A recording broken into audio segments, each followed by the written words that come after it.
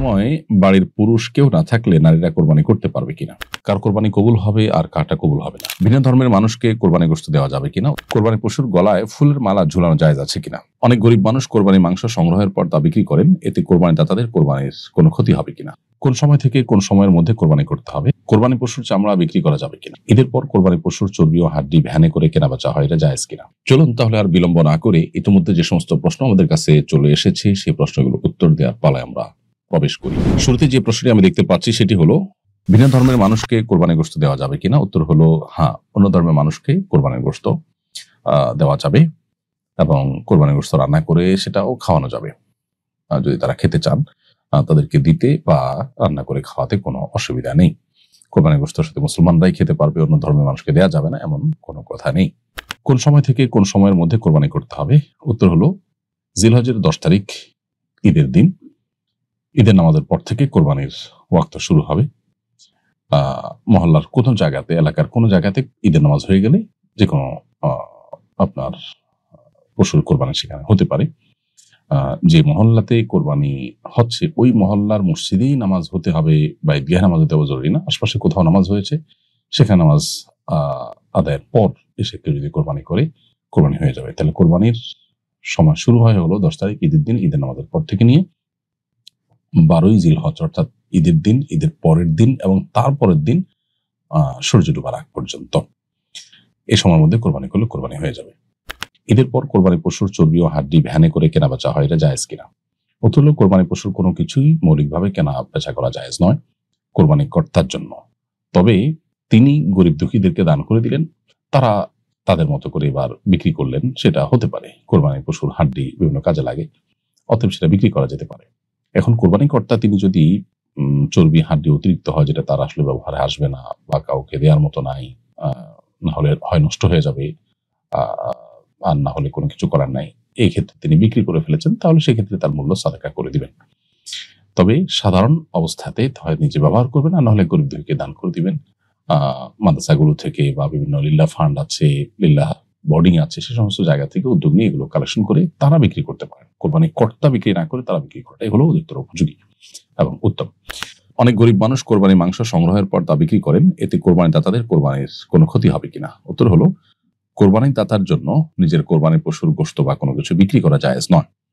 তবে কোরবানি দাতা তার কোরবানির গোশত কোনো গরিব মানুষকে দেওয়ার পর এটা একান্তই গরিব মানুষের স্বাধীনতার ব্যাপার, তার ইচ্ছার ব্যাপার, তার মালিকানাধীন বিষয়। তিনি এবার সেই গোশতের মালিক হয়ে গেছেন, এটা তার নিজের কোরবানির গোশত নয়, আরেকজন তাকে দিয়েছেন। মালিক হওয়ার পর তিনি কি খাবেন নাকি কাউকে দিয়ে দিবেন নাকি বিক্রি করবে, এটা একান্ত তার ব্যাপার। অতএব তাকে দান করার পর সেই গোশত তিনি বিক্রি করে দিলে কোরবানি দাতার কোনো অসুবিধা হবে না। অনেক সময় কম দামে বিক্রি করে দেওয়া হয়, সেটা একান্ত তার ব্যাপার। কোরবানি পশুর গলায় ফুলের মালা ঝুলানো জায়েজ আছে কিনা। কোরবানি পশুর গলায় ফুলের মালা ঝুলানো মৌলিকভাবে নাজায়েজ কোনো কাজ নয়। আনন্দের অংশ হিসাবে আপনি তাকে বরণ করে নিলেন, সেই হিসাবে আপনি মালা কিনে ঝুলালেন, সেটি মৌলিকভাবে নাজায়েজ কাজ নয়। কিন্তু মালা ঝুলিয়ে সেটাকে এলাকা এলাকা প্রদক্ষিণ করা, মানুষকে দেখানো, এই যে প্রদর্শনের জায়গা থেকে যদি এগুলো হয়, মানুষকে দেখানো, বাহবা নেওয়া, নিজেদের অবস্থান জানানো, এই সমস্ত উদ্দেশ্যে যদি হয় সেটা নাজায়েজ হয় ভিন্ন কারণে, মৌলিকভাবে এটা নাজায়েজ নয়। কোরবানি পশুর চামড়া বিক্রি করা যাবে কিনা। উত্তর হলো কোরবানি পশুর কোনো কিছুই বিক্রি করা উচিত না বা কোনো বিনিময়ের ভিত্তিতে দেওয়া উচিত নয়। অতএব কোরবানির পশুর গোশত যেমন বিক্রি করা যায় না, তার চামড়াও বিক্রি করা জায়েজ নয়, এটাই মৌলিক বিধান। এখন কথা হলো, চামড়া তো আমরা ব্যবহার করতে পারি না বা খেতে পারি না সচরাচর সবাই, সেক্ষেত্রে আমরা কি করব। উত্তর হলো এক্ষেত্রে আপনি পুরো চামড়া দান করে দেন, কোনো মাদ্রাসাকে, লিল্লাহ বোর্ডিং আছে সেখানে, অথবা কোনো গরিব মানুষকে আপনি দান করে দেন, সবচেয়ে উত্তম।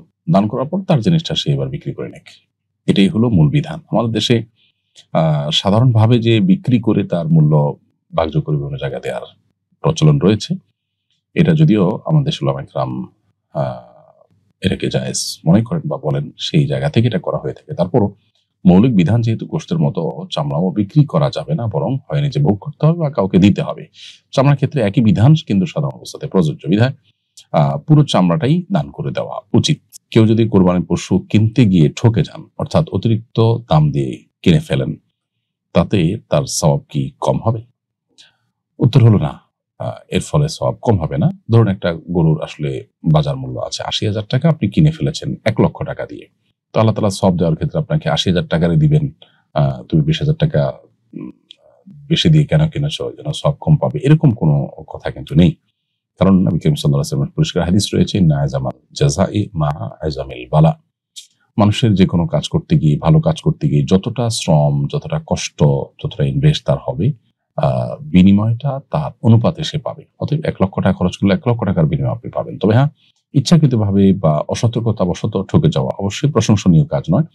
আ সেটা যদি না করেন, বরং তিনি তার জায়গা থেকে সতর্ক ছিলেন, চেষ্টা করেছেন, কিন্তু আ যে দামে তিনি কিনতে পেরেছেন এর বাইরে বার্গেনিং করার বা এর বাইরে আর কিছু করার তার স্কোপ ছিল না। তাহলে সেক্ষেত্রে আল্লাহ তাআলা তাকে পরিপূর্ণ বিনিময় দিবেন। তিনি বাহ্যিক দৃষ্টিকোণ থেকে ঠকে যেতে পারেন, কিন্তু আসলে তিনি ঠকেন নাই। ঠকার কোনো অপশন নাই।